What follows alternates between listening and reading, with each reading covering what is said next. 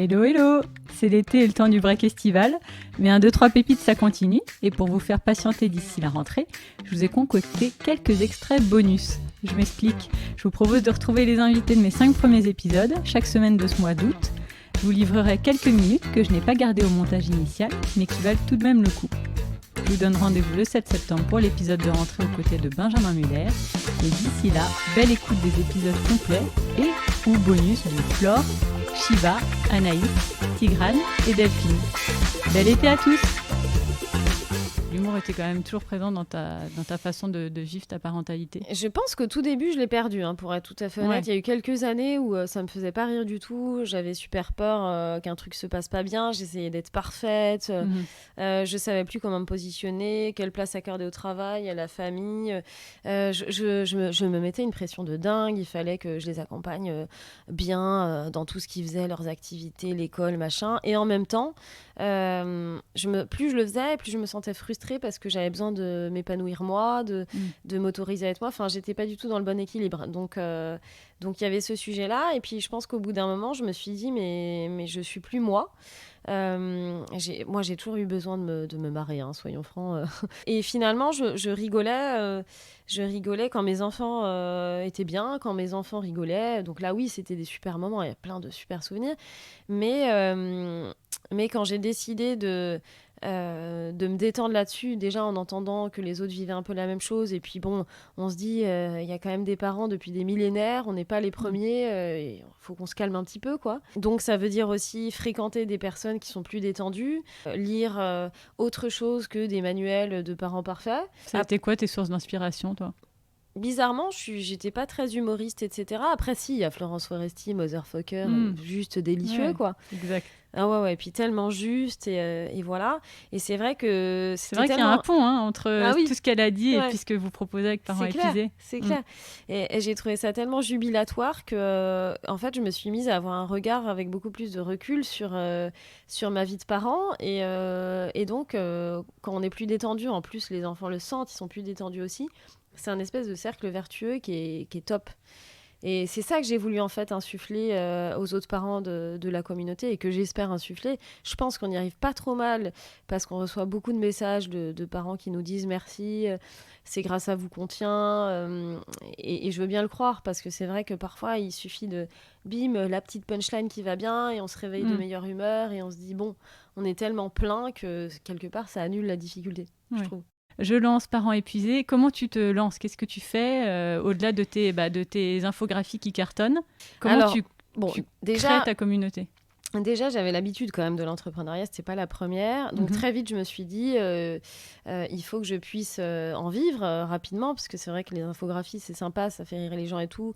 Et moi, la première, mais il faut bien nourrir ses enfants et soi-même. Et donc très vite, en fait, j'ai lancé les kits de survie. Donc les jeux anti-galère. Ah oui, parce que c'était une galère sans nom. Mais alors, je m'en souviens maintenant que j'en parle, mais le voyage en voiture avec des petits, quand on est tout seul au volant et qu'ils se gèrent pas, ils se disent, mais c'est cauchemardesque. Là, vraiment, on peut le dire. C'est pas du tout l'image d'Épinal des enfants qui s'amusent derrière et qui chantent. Non. Donc, en fait, t'as pris un peu des moments peut-être angoissants de la vie de parent, donc dans la voiture, en attendant le bus, le restaurant, enfin, tous ces moments un peu d'attente peut-être, et tu as créé des kits de survie. Exactement. Le nom est bien trouvé, encore une fois, pour pouvoir passer le temps en s'amusant. En fait, exactement. Donc ça, c'est ta première proposition. C'est ma première proposition, donc ça a été tous les jeux de cartes, sachant que moi, j'ai fonctionné beaucoup comme ça. Je m'inspirais de ma vraie vie et de mes vrais besoins, ce que j'ai appelé mes petits points de douleur. Donc le point de douleur de t'es dans la file d'attente, ils se tiennent pas, donc là tu dis mais il faudrait que je puisse dégainer un truc autre qu'un écran, parce que je voulais vraiment éviter les écrans. Et donc il y a eu les fameux kits de survie. Les premiers c'était la gamme en voiture et en voyage, qui se sont extrêmement bien vendus immédiatement. Donc ça, la distrib, c'est chez la Fnac, Monoprix, c'est ça, t'as différents distributeurs. Ouais, tout à fait. Monoprix sont les premiers qui ont joué le jeu immédiatement. À l'époque, je crois qu'il y avait eu Nature et Découverte aussi. Comment on fait concrètement ? Voilà, il y a notamment la fatigue, mais parfois on n'arrive pas à rire de tout. C'est vraiment dur. C'est quoi ton conseil pour les parents qui sont dans cette phase-là difficile ? Moi, je pense qu'il faut se dire que, pour rire, vraiment, il faut souvent du différé quand même. Donc, des moments très galères, sur le moment, on n'a pas du tout envie de rire. Mais le lendemain ou la semaine suivante, il faut se dire que ça va être un super souvenir et qu'on va se marrer en famille en parlant. Et c'est vraiment le cas. Donc, si sur le moment, on peut se dire bon, en fait, je suis en train de créer un super souvenir pendant une... ça marche pas. Ça peut quand même aider malgré tout à prendre du recul parce que c'est quasiment tout le temps vrai, à part les sujets très graves, la maladie, la mort, le handicap. Bon, normalement, on peut rire de tout sinon. Bah oui. Franchement, on peut rire de presque... Enfin, on devrait pouvoir rire de presque tout, même si c'est pas forcément le cas. Et tout passe beaucoup mieux avec un peu de rire. Après, il y a l'humour de mauvais goût. C'est quoi la famille pour toi ? La famille, pour moi, c'est un groupe de gens pour lesquels on ressent évidemment de l'amour, de la bienveillance, et avec qui on a envie de grandir. Voilà, en faisant tous un effort, en donnant ce qu'on peut, en prenant ce qu'on nous donne aussi. Tu considères que, bien sûr, tu fais grandir tes enfants et qu'ils te font grandir ?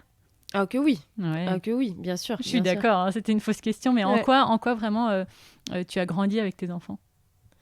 Je pense que moi j'ai pas mal de côtés caricaturaux et ils me le soulignent, je m'en rends compte. En fait, ils jouent un petit effet miroir.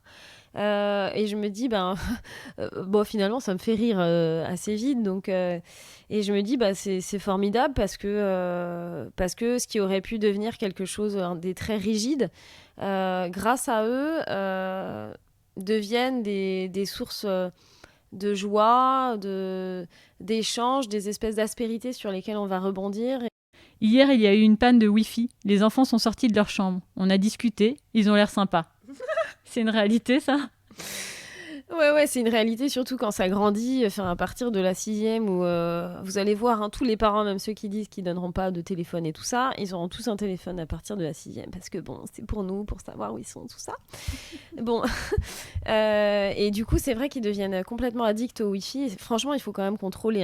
Je dis pas qu'il faut être psychorigide comme je l'étais, mais il faut quand même contrôler assez, parce que c'est très addictif. Et oui, j'ai vécu plein de scènes comme ça. Il y a un autre post dans la même veine où je me souviens, je les avais amenés, on avait fait une super balade dans les îles, en Méditerranée et tout. On arrive, c'est à Port-Cros, je crois, on arrive en haut et tout. Et là, il y a la grande qui s'exclame, elle sait qu'elle est dans un poste, donc elle s'exclame « Oh, ah, génial !» On lui dit « Ouais, t'as vu, la vue est magnifique. »« Non, j'ai la 4G !» La chute. Ah, mon Dieu, et là, je lui dis, mais tu sais que... En fait, c'est ça, les postes, c'est que... Oui, bien sûr, c'est du vécu. Ouais. Ton plus gros moment de la loose en tant que parent ? Mon plus grand moment de loose ? Ouais. Oh, il y en a plein, mon plus grand moment de loose. C'est quand j'ai eu une mauvaise note en dessin, je crois. Enfin, pardon, c'est mon enfant qui a eu une mauvaise note en dessin, mais c'est moi qui l'avais fait, donc j'étais extrêmement vexée. Ouais. J'étais très vexée, je pense qu'on a eu 11. On a eu 11, j'adore. On a eu 11 ou 12, alors que je dessine beaucoup, je sais dessiner, et j'ai fait, mais c'est quoi ça ? Ah oui, tu t'es sentie un peu... Très vexée. Un peu vexée, ouais, très vexée. Ta phrase fétiche depuis que tu es maman, ton mantra ? Parlez-vous correctement ? Ça doit être ça, je pense. Non, c'est pas mon mantra, mais c'est vraiment la phrase que tu dis beaucoup oui, chez parce toi. que en ce moment, les échanges, c'est t'es gros, ta bouche, t'es gros, ta bouche. Bon, ça, c'est des discussions entre mes enfants. Non, mon mantra, c'est... je sais pas, tout va bien, détends-toi. Une difficulté surmontée dans ta vie de maman et dont tu es fière ? Je suis très fière de ma relation à mes enfants. Ouais, je la trouve hyper riche. On se parle beaucoup, on rigole beaucoup. Ouais, je suis vraiment fière de ça parce que, voilà, vu toutes les difficultés, etc., c'était pas forcément gagné. Et en fait, c'est vraiment chouette. Ils sont fiers que mon travail, quelque part, vienne de notre vie à nous. Parce que, tu vois, au début, on me disait, parents épuisés, mais tes enfants, ils vont penser que tu les aimes pas. Je dis, pas du tout, ils ont de l'humour, je leur ai expliqué. Et il y a une autre façon de voir la chose. Ils peuvent se dire, mais en fait, elle est tellement obsédée par nous et par ça qu'elle en fait son métier. Et c'est grâce à nous qu'elle en vit, et c'est génial. Et on est la fameuse source d'inspiration. Exactement. Et voilà pour les quelques minutes supplémentaires enregistrées lors de mon interview de Shiva. J'espère que vous avez aimé en entendre un peu plus. Et si c'est pas déjà fait, rendez-vous pour écouter l'épisode complet. C'est le numéro 2. À très vite!